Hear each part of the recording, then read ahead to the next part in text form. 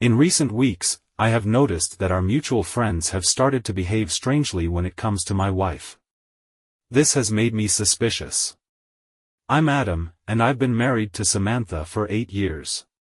We met in college, and everything was great. Or, at least, it seemed that way. We had a good life, steady jobs, a nice home, and a loving relationship, or so I thought. We don't have kids, which I've sometimes wondered if that made us closer. I've always felt that we were partners in everything, but lately, something has been off, and I can't shake the feeling that something's wrong. It started a few weeks ago when we attended a gathering at our friend Mark and Kelly's house. It was a typical night, dinner, drinks, and talking about work, life, everything.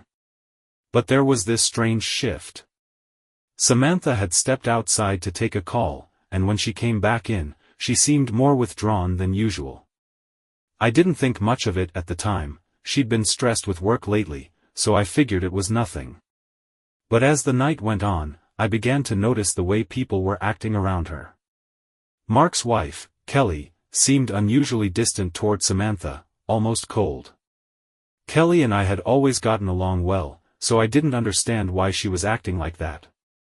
And then there was Mark. Whenever I looked over at him, he was glancing at Samantha, then quickly looking away when I caught his eye. At one point, he even excused himself and went to the kitchen for a while. I wasn't sure what was going on, but it was starting to feel like I was the only one who didn't know what was happening. The whole night felt uncomfortable, like there was something I wasn't being told. And it wasn't just them. A few of our other friends seemed to be acting the same way, avoiding eye contact with me when Samantha was in the room or changing the subject when we spoke. For days after that night, I couldn't shake the feeling that something was wrong. I tried to brush it off. I told myself I was overthinking things, maybe I was just too tired, but the feeling lingered. Samantha wasn't acting any different at home, but I started to notice things I hadn't before. Small things, really. She'd be on her phone more, checking messages quickly when I entered the room, or her late-night work meetings that she used to keep private. Her behavior had always been open, so why was she suddenly so guarded? I tried not to jump to conclusions, but I couldn't ignore the nagging feeling that something was going on. After all, my friend's behavior wasn't the only strange thing. Over the past few weeks, I started noticing other odd things about Samantha. Her late nights at work were happening more frequently. She started leaving her phone face down on the table, and whenever she took a call, she would walk into another room. We had always been open with each other. We never had any issues with trust, so why was she suddenly so secretive? At first, I convinced myself I was being paranoid. I had no concrete evidence, just an increasing sense of discomfort. But the more I thought about it, the more I couldn't shake the idea that something was happening behind my back. I needed to figure it out, but how? I didn't want to jump to conclusions without knowing for sure. I decided to pay closer attention to her actions. If there was something going on, I would find out, without making things awkward between us or accusing her prematurely. But the more I observed, the more I began to see the small cracks in our life together. Samantha's usual warmth had become distant, and her responses to my questions felt rehearsed, like she was trying too hard to keep up appearances. One evening, after another quiet dinner where the conversation seemed strained, I finally decided to confront her. I sat her down in the living room, trying to keep my tone neutral, but I could feel the tension building. "Samantha, is everything okay?" I asked, my voice steady but firm. "Lately, it feels like something's off between us. I don't know if it's just me, but I'm starting to feel like you're hiding something." She looked at me, her face going pale. She opened her mouth to speak but then stopped herself. "What do you mean?" she said, her voice soft, almost too soft. "I don't know. It's just been a lot of little things lately. You've been distant, acting like there's something on your mind. And then there's how our friends have been acting around you. I just feel like something's wrong." Her face changed again, her eyes shifting nervously. Adam, nothing's going on. I swear, I'm just stressed. Work's been a lot lately. And I guess I've been distracted, that's all. I could see the hesitation in her eyes, but I didn't want to push too hard. I didn't want to accuse her of something I couldn't prove. I'm just saying, if something is going on, you can talk to me. You know I'd understand. I promise, Adam. There's nothing. I'm just overwhelmed. I'll work on being more present. It's nothing to worry about, she said, giving me a reassuring smile. But it felt hollow, like she was trying too hard. I didn't want to press her too much, but my gut was telling me something wasn't right. I was left there, still unsure, but with more questions than answers. After that conversation with Samantha, I couldn't shake the feeling that something was seriously wrong. Her words didn't match the way she was acting, and the way our friends had been behaving only added fuel to the fire. I knew I had to find out the truth, but I didn't know where to start. I didn't want to accuse her without solid proof, but the longer I thought about it, the angrier I became. It was like living in a fog, constantly questioning everything around me. Samantha's late-night meetings, her odd behavior with her phone, the distance between us, it all pointed to something that I wasn't willing to ignore. I didn't want to be the kind of person who let something this big slide, but I also didn't want to jump to conclusions. I needed answers, and I needed them fast. The only problem was, I wasn't sure where to start. I was stuck in this limbo, constantly questioning whether I was being paranoid or whether I was seeing the truth for what it really was. I wanted to believe her. I wanted to trust her like I had before. But everything in my gut told me I couldn't. In my frustration, I started talking to my close friend, Greg. We'd been friends since high school, and I trusted him completely. So, one night after a couple of beers at his place, I decided to open up. He was the first person I'd confided in about my suspicions, and I wasn't sure if I was looking for advice or just validation. Either way, I needed to get it off my chest. Man, I don't know what to do, I told him, sitting back in the chair, feeling the weight of the conversation. Lately, it feels like something's not right with Samantha. I keep catching these little things, her being secretive, avoiding my questions, and even the way our friends act around her. Greg leaned forward, his eyebrows furrowing. Have you confronted her about it? I did, I said, running a hand through my hair. She denies it, but it feels like she's hiding something. I can't shake the feeling that she's lying to me. Greg paused for a long moment, thinking it over. He had always been the level-headed one between us, so I expected him to tell me to give her the benefit of the doubt or something similar. But instead, he gave me a knowing look. You're asking the right questions, Adam, he said, his tone more serious than I expected. But what are you going to do about it? You can't just sit on this forever. Either you confront her again, or you figure out the truth on your own. His words hit me like a punch to the gut. I hadn't even considered taking action beyond just confronting her. I felt stuck, like I couldn't move forward until I knew what was going on. But at the same time, the thought of taking matters into my own hands felt like a dangerous road to go down. Are you saying I should go looking for proof? I asked, unsure of how far Greg thought I should go. Because I'm not sure I'm ready to go that far yet. Greg shook his head. I'm not saying you should spy on her, but you need to know what's really going on. If it's as bad as you think, you don't want to stay in the dark. But don't make a rash decision either. It's better to know for sure. I felt a mix of anger and relief at his words. I couldn't ignore this feeling anymore. I needed answers. I needed to understand what was really happening. For the next few days, I found myself obsessing over every detail. The way Samantha would glance at her phone and quickly lock it when I walked into the room. The fact that she had started spending more time at work and leaving me home alone more often. The quiet, almost secretive way she'd speak to people when I wasn't around. I knew I couldn't just confront her again. Not yet. But I also knew that I couldn't just sit back and wait for her to admit something she clearly didn't want to talk about. That's when I started thinking about the revenge side of things. I had always had a hobby of collecting unusual woodwork, antique furniture, rare wooden carvings, and other odd pieces that had caught my attention over the years. I found it calming, a way to zone out and relax when the stress of life got to be too much. But now, it became more than just a hobby. I started putting my energy into something else, devising a plan. It wasn't about revenge for the sake of hurting her. It was about making her feel the same unease I had been feeling for weeks. I wanted to see if I could get answers, but I wasn't sure if I wanted to hear them.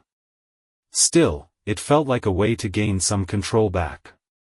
If she was hiding something, I would find out. I began to think about the pieces of the puzzle, our friends, her behavior, and the phone calls that always ended when I walked into the room. There was a method to the madness, a pattern I could trace. If she was hiding something, I would expose it. I could check her phone, track her schedule, or even follow her on one of those late work meetings. I knew that would bring me closer to the truth, but I didn't know how far I was willing to go.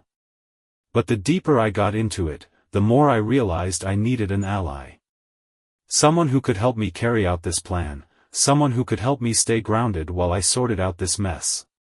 I didn't want to involve Greg. He had already given me advice, and I didn't want him to feel like I was relying on him to fix it for me. So, I turned to one of my old colleagues, Ben. Ben was a good guy, and I had always trusted him. I knew he'd be blunt with me, even if it wasn't what I wanted to hear. "I'm not sure about spying on her, man," Ben said when I told him my plan. "That's a dangerous road to go down. If she finds out, things could get way worse." I didn't argue with him. He was right. But I also knew I couldn't sit back and pretend everything was fine. I needed answers, even if they were ugly. "I just want to know the truth," I said, my voice filled with frustration. "I'm not going to just let it go. Not this time." The next few days felt like a blur of planning and waiting. I had set my sights on the next meeting Samantha had scheduled, hoping to finally find out where she was going. But as the day approached, a part of me began to hesitate. What if I found something that would destroy everything? Could I handle the truth if it was worse than I imagined? I wasn't sure if I could. As the days passed, my obsession with finding the truth grew. I had become consumed by it. Every detail of Samantha's actions, every oddity in her behavior, was now magnified. I spent hours staring at the small collection of antique furniture and wooden carvings in the corner of my living room, my mind constantly racing. The thought of betrayal was now at the forefront of my mind, taking over the space where my love for Samantha used to reside. I had turned the old hobby I once cherished, collecting unusual woodwork, into a way to cope with the chaos.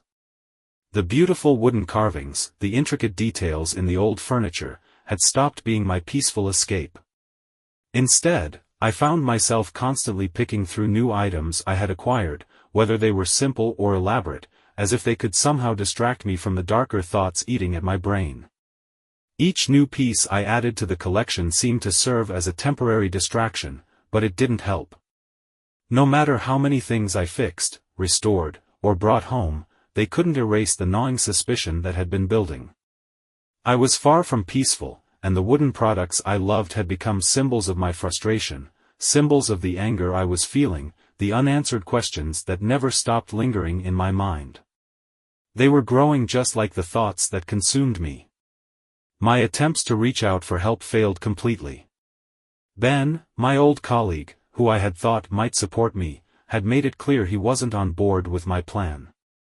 When I had told him about my suspicions and the steps I was considering taking, he gave me a firm, "I don't think this is a good idea," followed by a long lecture about privacy, trust, and the damage that could be done if I went too far. I was frustrated, but I didn't argue with him. I knew deep down that he was right. But that didn't change what I was feeling. He couldn't understand how deeply this was eating at me. No one could. So, I decided to go on this journey alone. The idea of spying on Samantha, of digging into her private life, didn't feel right at first. It felt like a betrayal in itself. But the more I thought about it, the more I realized it was the only way I was going to find out what was going on. I needed proof. I couldn't go on just trusting my gut anymore. I needed something concrete, something undeniable. I began to pay more attention to the subtle details in Samantha's routine. I started watching her phone more closely when she wasn't around. When she'd leave for work, I'd quietly check the phone for any hidden messages, any indication of who she was texting. I'd inspect the faint traces of her online history, wondering if I might find something, anything, that could point to the truth. I didn't like it. I felt like a detective in a bad movie, snooping around in my own home. But there was no way I could keep ignoring the signs. There were times when I wanted to just let it go, to stop looking, to trust her again. But every time I looked at her face or heard her voice, something felt hollow, distant. There was a wall between us now that wasn't there before. And the thought of her betraying me, well, it was too much to bear. One night, while she was in the shower, I decided to go through her purse.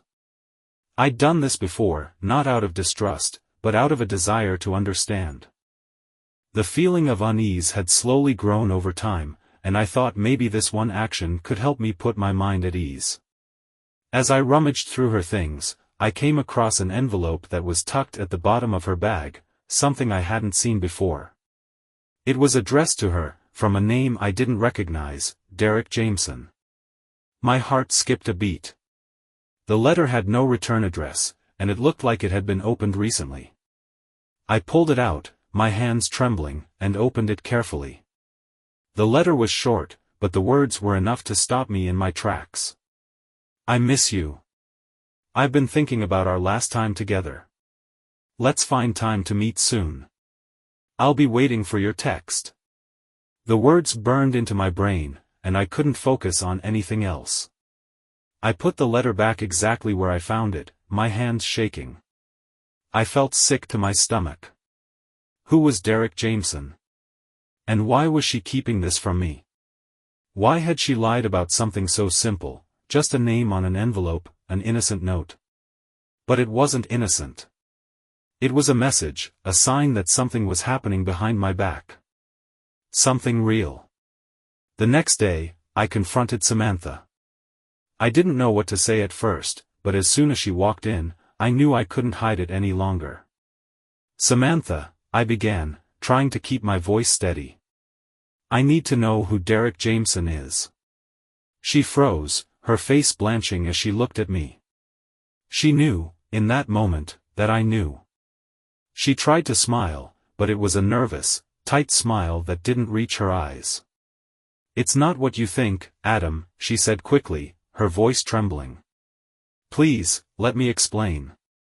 Then explain, I replied, unable to hide the frustration in my voice. What the hell is going on? Who is he? And why was he writing you letters? Her face flushed deep red, and she opened her mouth to speak, but no words came out. She seemed at a loss for a moment, but then she finally spoke in a quiet, almost ashamed voice.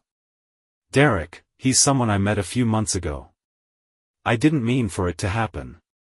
It was a mistake, Adam. I swear, it didn't mean anything. A wave of anger hit me like a freight train. I could feel my face flush, my blood boiling, as her words sunk in. You've been seeing him behind my back. For how long, Sam? And you thought I wouldn't find out? I could barely keep the words from spilling out in a rush.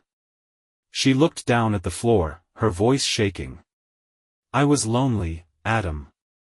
I've felt so disconnected from you lately. I never meant for it to get this far. I'm sorry. I didn't know how to stop.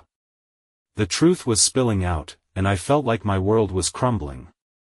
But even as I wanted to scream, to yell at her, part of me was numb. It was over. It had been over for some time, I realized. And now, I had the proof. The truth was worse than I ever could have imagined. I felt a cold, hollow emptiness settle deep in my chest. The next few days felt like a blur.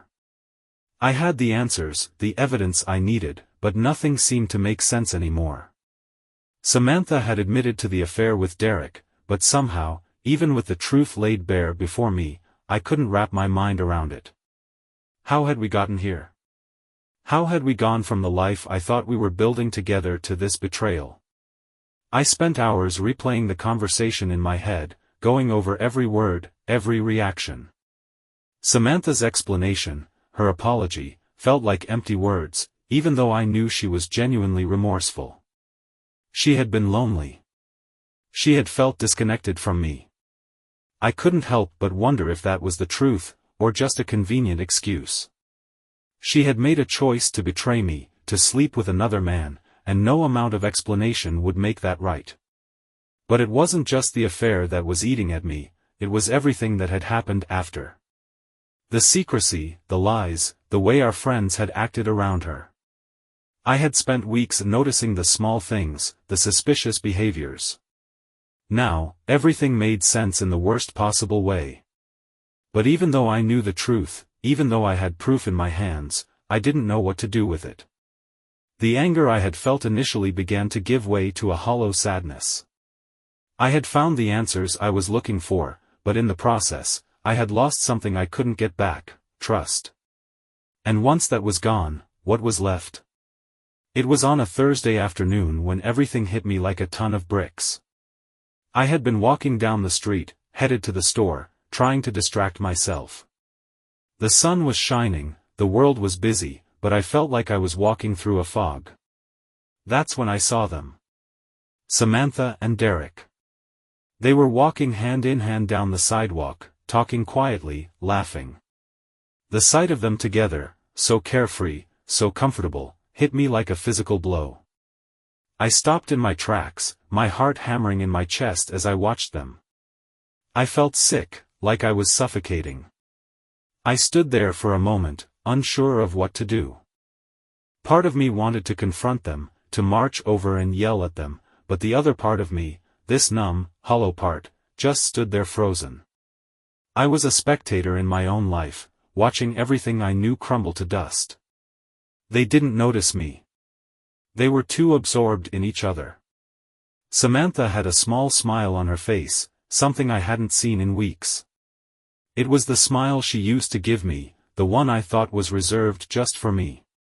But now, it was for him. Derek was leaning in close, whispering something in her ear that made her laugh. My stomach twisted as I realized how much this hurt. How much it all hurt. I wanted to shout. I wanted to run to them and demand answers, to make her see how much she had destroyed, how much she had shattered. But I didn't.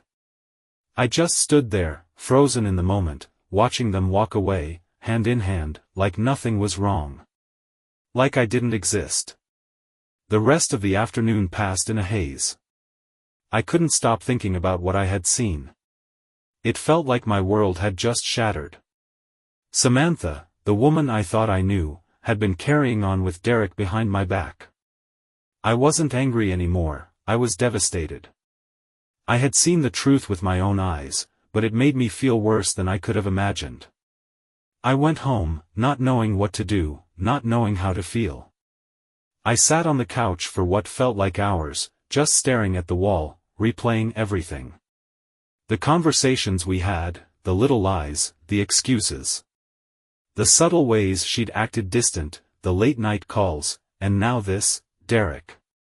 I had been blind to it all, and now I couldn't unsee the reality of it. I tried to talk to Samantha later that night, but the conversation was pointless. I didn't need more explanations, more apologies. What I needed was answers to questions that no one could give me, like how she could do this to me, how she could betray everything we had built. But every time I asked, all I got were more empty words, more excuses.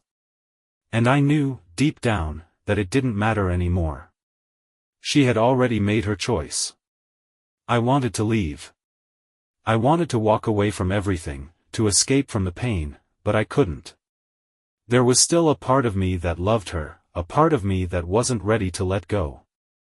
But at the same time, I knew I couldn't live with the person she had become. The trust was gone. The respect was gone. And I couldn't keep pretending everything was okay. So now, here I am, stuck in this place between knowing the truth and not knowing what to do with it. I have the evidence. I've seen it all with my own eyes, and yet, I feel more lost than ever. Do I stay and try to rebuild something from the wreckage? Do I leave and start over? Or do I just keep going through the motions, pretending I can forget? I don't have the answers. What I do know is that I can't keep living like this. But I don't know where to go from here. The hardest part isn't knowing the truth, it's figuring out what to do with it. For days, I had been wrestling with myself, torn between my heart and my head. The truth was clear, laid out before me like a map of destruction, and yet I still found myself hesitating. Samantha had betrayed me in the worst possible way. She had taken something sacred between us, trust, and crushed it under the weight of her lies. But despite all of that, I couldn't shake the part of me that was still holding on, still looking for a way to fix things. I had tried to be reasonable, to find a way to approach this calmly, to get answers. But I had gotten nothing, just more lies, more defensiveness. I had seen her with Derek, the man who had taken her from me, the man who had been laughing with her like everything was fine. It was the final blow. The proof, the betrayal, the emotional wreckage, it was all too much. The anger, the betrayal, the heartbreak, they finally hit their breaking point. I couldn't keep pretending anymore. I couldn't act like I had it all together when my whole world had been turned upside down. It was time to stop dragging my feet and make a choice. And it wasn't about healing anymore. It wasn't about forgiveness. It was about something else. Something final. I didn't want to just walk away quietly. I didn't want to let her think she had won. I didn't want to just move on and give her the satisfaction of knowing she could get away with it. No.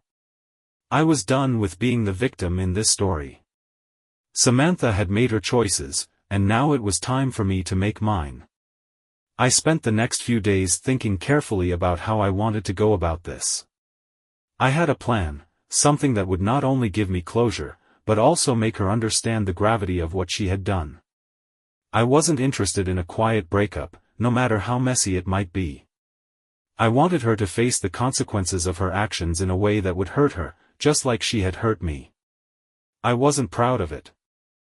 Part of me still wanted to keep the dignity of the relationship, to leave with some kind of closure, but the more I thought about it, the more I realized I didn't owe her that.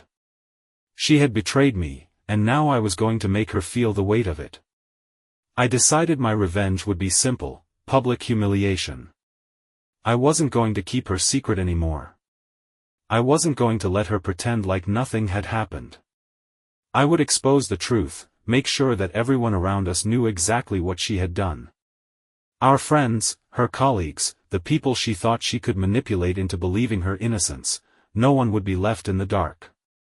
The plan was set. I had to act quickly. The longer I waited, the more I felt the anger build inside me. Every text, every apology from her felt like a slap in the face.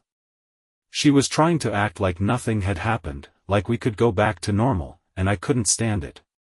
That Friday, I had invited a group of our mutual friends over for dinner, friends who had been in on the lie for far too long. I knew they had to know, especially after the way they'd acted the last time we saw them. They had been avoiding me, watching me with pity in their eyes, but they hadn't said anything. It was time for them to face the truth. As the evening went on, I could feel the tension in the room. Everyone was polite, but there was an air of unease. I had planned it perfectly, everything was set up. The dinner was just a distraction, a way to get them all together in one place.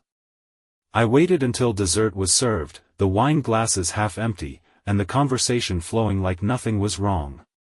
But I could feel my heartbeat racing. This was it. The moment I had been waiting for, the moment that would change everything.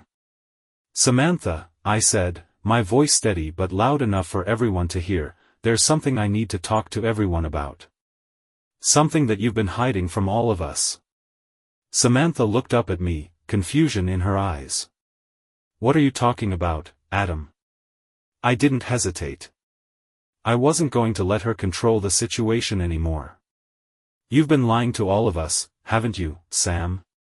You've been seeing Derek behind my back for months. And all this time, I've been the one kept in the dark, while you're out there pretending everything is fine. The room went quiet. Everyone turned to look at me, their faces frozen in shock. Samantha's expression shifted from confusion to panic, but I didn't stop. I needed them to hear it, to understand the full extent of what she had done. You've been sneaking around, having an affair, and you thought I wouldn't find out? You thought I wouldn't see it? You've betrayed not just me, but everyone in this room who called you a friend, who trusted you. Samantha stood up suddenly, her face flushed with embarrassment and guilt. Adam, please. This isn't the time. No, I cut her off. It's exactly the time. You've been lying to everyone, pretending you're this perfect person. But you're not. You're a liar. And I won't let you get away with it. I could feel the satisfaction of seeing her flounder, her attempts at making excuses falling flat. The shame in her eyes told me everything I needed to know. She had nowhere to hide anymore. The rest of the night was a blur. Samantha left in tears, the other guests awkwardly trying to make sense of what had just happened. They all looked at me, but no one dared to say anything. I didn't care anymore. They could think what they wanted about me, but I knew the truth, and I had made her face it. It wasn't a perfect victory.